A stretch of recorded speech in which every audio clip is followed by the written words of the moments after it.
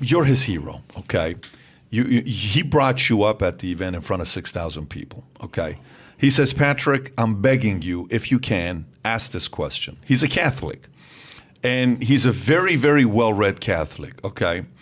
And he's from Honduras, he's done well for himself in business, and when I read this question for you, you're going to realize how technical of a question he's asking you, okay?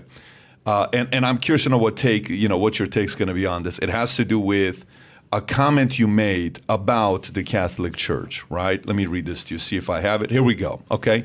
It's long-winded, so just brace for impact. Okay. In his video, Who Dares to Say He Believes in God, he criticized the Catholic Church very harshly. It's not the first that he had done, and he basically compared the Catholic Church to the Protestant approach to salvation, number one. Number two, he then had the opportunity to interview Bishop Barron as part of his podcast name, Christianity and the Modern World, and most of us expect him to ask some really tough questions about the issue. He criticized, but he never happened. He almost looked overwhelmed by the moment and the conversation. He almost looked like a man that wanted to confess, okay?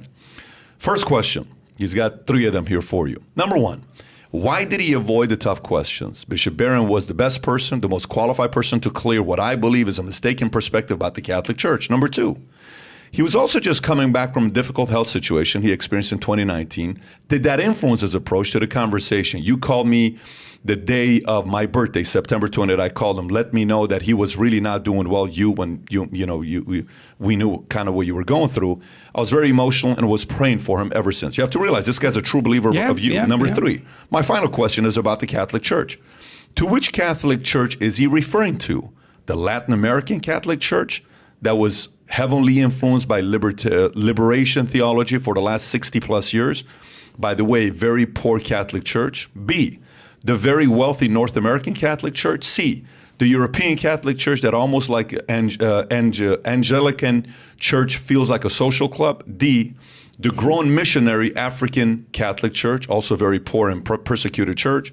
The Russian Catholic Church suffering persecution by the Russian Orthodox Church, the Asian Catholic Church persecuted by the Chinese government, or the persecuted, almost decimated Catholic Church at the East.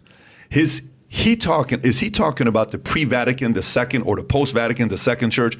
Is he familiar with the current conflict that emerged from the Vatican II? He made a blanket statement about the Catholic Church. Which church is he talking about? Does he know the difference between them? Between the missed opportunity with Bishop Barron and not being specific enough about his position with the Catholic Church, he left a lot of unanswered questions. Where do you stand with that? Well, one of the things I learned from reading Carl Jung, I mean, this isn't a statement he made explicitly, but it emerges as a consequence of reviewing a fair bit of his thought. His proposition, in some sense, was that Catholicism was as sane as human beings could get. And it's a very interesting rejoinder to the atheist types because they think we could be rationalist materialists. But I don't think we can be because that isn't what we're like. We're all going to become rational in this scientific sense. There aren't that many scientists, and even among scientists, there aren't that many scientists. It's actually really hard to be a scientist. It takes a lot of training. It's a very specific way of thinking. And it isn't obvious how broadly accessible that's ever going to be. And I say that as an admirer of the scientific enterprise. Catholicism is a great drama. It's an inclusive, encompassing ritual and drama, as well as a system of beliefs. And, more power to it as far as I'm concerned on that regard.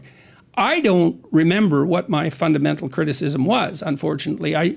There's many podcasts that I've done because I was so ill and sometimes while doing them that I don't remember them at all. I meet people that I interviewed for 2 hours and I don't remember meeting them. It's very distressing, but that's life. I would say, and I think the idea that a critique should be differentiated, that's a very good idea and fair enough. And I certainly don't feel like engaging in a blanket condemnation of the Catholic Church. I've been grappling and trying to do this with Bishop Barron too. Part of the reason Barron wanted to talk to me is because the people who are actively engaged in the religious enterprise professionally, and this is Orthodox Jews, Muslims, Orthodox Christians, Roman Catholics, Protestants less so, but some, they're interested in the popularity of my lecture series on Genesis.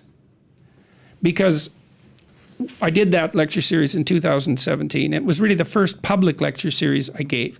We rented a theater in Toronto privately and booked it for 15 weeks, and I offered these lectures, and all the tickets sold out. And most of the people who came were young men. And that's weird, because you imagine going to a bank with this business plan. So I'm going to rent a theater. I want you to loan me some money. I'm going to rent a theater. I'm a professor. I'm going to rent a theater. And I'm going to lecture. The first lecture I'm going to give will be 2 hours on the first sentence of Genesis. And my target market is young men. It's like, they're not going to lend me any money. That's a no starter. But the lectures sold out, and they've been watched, 40 million times or something on YouTube. And so the civil apparatus of many religious organizations are interested in this, because I obviously tapped into something that they're not tapping into. And my criticism, if I remember, was a criticism aimed at addressing the fact that that's not being tapped into. One of the things I talked to Bishop Barron about, and I may not be addressing your friend's concern because I don't know what specific criticism he was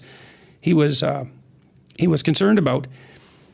I suggested to Barron that the reason the Catholic Church is not doing as well as it might, there's many reasons, is that they actually, in the attempt to popularize the faith, especially in the 60s, they ended up not asking enough of people.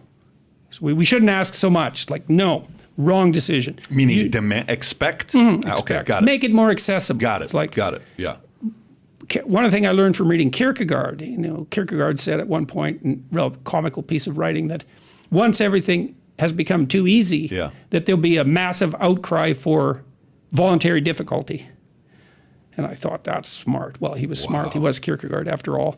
And the church can offer that.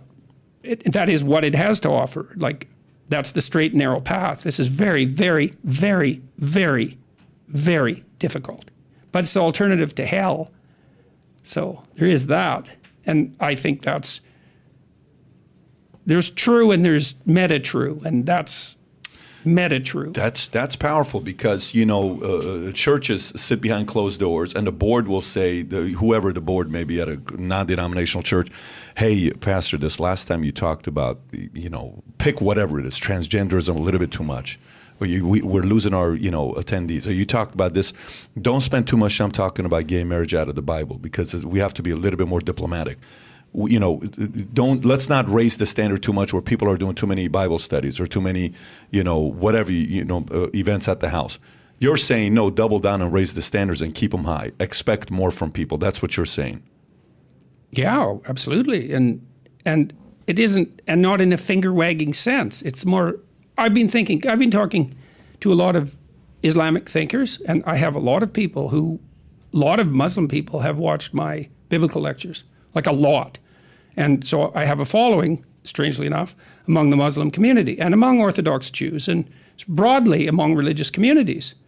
And, the Christians are often on me to come out and just profess my faith in Jesus Christ as our universal Savior. And whenever I'm, let's say, questioned in that manner, it's always a trap. It's like, join my club. It's like, you just stay in your own club. And I've got lots of people to talk to, But a huge part of, the Muslims say, it's pretty funny. Peterson doesn't realize it, but he's actually a Muslim. And I had an Orthodox Jewish fellow in New York make a comment about his friends watching my videos and seeing them in accordance with the deepest elements of their teachings. And it's a lovely thing to see. It's very surprising to me. It's quite staggering. But, what I'm doing is predicated on the idea that there's way more to people than they let out. And a lot of that's to be found in their darkness. And I'm making that case. I suppose the people who've been most attracted by that case have been young men. And I think that that's because they're so actively discouraged in the expression of their possibility by our culture. Actively discouraged because they're regarded as, oppressive patriarchs in training or some bloody thing like that. And it's so caustic and so horrible. I guess the question I was more asking is, the idea is if we lower the standards, attendance will go up. We've been losing attendance because standards have been very high. Let's lower it a little bit. Let's be more welcoming. It's more political and more relevant. It's like religion isn't politics. Religion is the structure that contains politics. It's far deeper. It's like politics, literature, religion. That's sort of the structure. So politics, literature. Yeah, politics religion. Is embedded. Well, you Americans, I said you're all theatrical here. Well, it's because your whole polity is encapsulated in narrative. Everyone knows that. That's the American dream. It's like, what's the American dream? Well, it's hard to put your finger on it, and you guys are exploring that all the time, not least in your popular culture. Mm-hmm.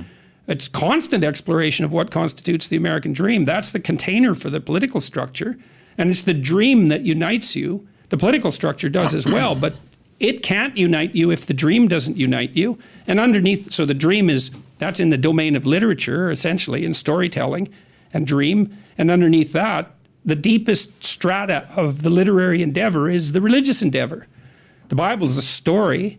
Is it true? Well, it depends what you mean by true.